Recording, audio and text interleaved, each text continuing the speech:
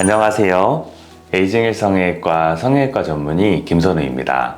여유증 상담을 하러 오시는 분들 중에 유선 조직은 꼭 다 제거해야 하는지, 또는 지방흡입을 꼭 해야 하는지, 수술의 범위나 방법에 대해서 궁금해 하시는 분들이 계십니다. 수술 전 검사나 체형을 보고 수술 전에 어느 정도 수술의 방향을 결정을 하지만, 수술을 하다 보면 보이는 조직에 따라서 수술의 방향을 변경하는 경우들이 있습니다. 오늘은 여유증 수술을 하면서 어떤 상황에서 이 결정들이 바뀌게 되는지, 또 그 결정을 하는 것이 왜 중요한지에 대해서 말씀드려 보겠습니다. 첫 번째는 육안적으로 유선 조직은 보이지만 그거를 모두 제거하면 안 되는 경우입니다. 제가 환자분들한테 설명을 드릴 때 일단 육안적으로 보이는 유선 조직은 가능하면 다 제거해 드리겠다고 말씀을 드리는데, 수술을 하다 보면 좋은 모양을 유지하기 위해서 그거를 다 제거하면 안 되는 경우들이 있습니다. 예를 들어서 유선 조직이 너무 바깥까지 뻗어 있어서 범위가 너무 넓거나, 또는 근막과 유착되어 있는 경우입니다. 이런 경우에 보이는 유선 조직을 전부 다 제거하게 되면 함몰이 발생한다든지, 또는 근막에 손상이 발생할 수 있기 때문에 약간의 유선 조직을 남기고 수술을 마무리하게 됩니다.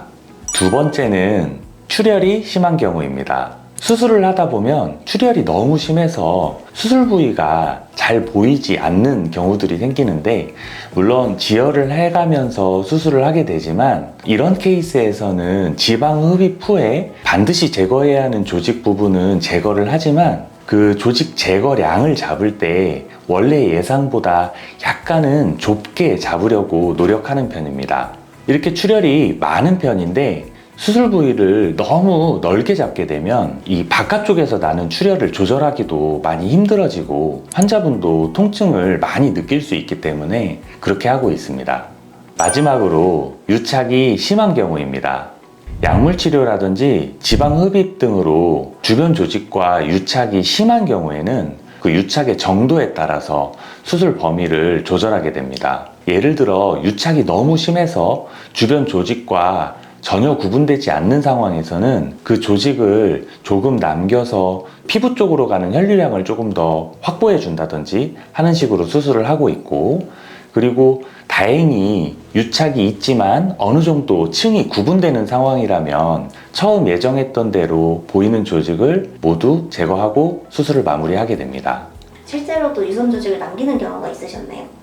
제가 지금 이 촬영을 하기 직전에 수술을 하나 하고 왔는데요. 이제 방금 수술하셨던 분 같은 경우는 굉장히 근육질이시면서 유륜만 살짝 튀어나오신 분이셨습니다. 그래서 수술 전 계획으로는 유륜 밑에 있는 유선 조직만 떼어드리고 마무리할 생각이었는데, 실제 수술을 들어가 보니까 유선 조직이 굉장히 넓게 펼쳐져 있는 모양이셨습니다. 그래서 순간적으로 고민을 하면서 이거를 다 제거를 할지 아니면 처음 계획대로 유륜 밑에 있는 유선 조직만 떼고 나올지 고민을 했는데, 이런 케이스에서는 유륜 밑 조직만 제거를 해줘야 실제로 그 수술 부위가 주변에 비해서 함몰돼 보이는 느낌을 예방할 수 있기 때문에 환자분에게 설명드리고 유륜 밑 조직만 떼어내게 된 케이스입니다.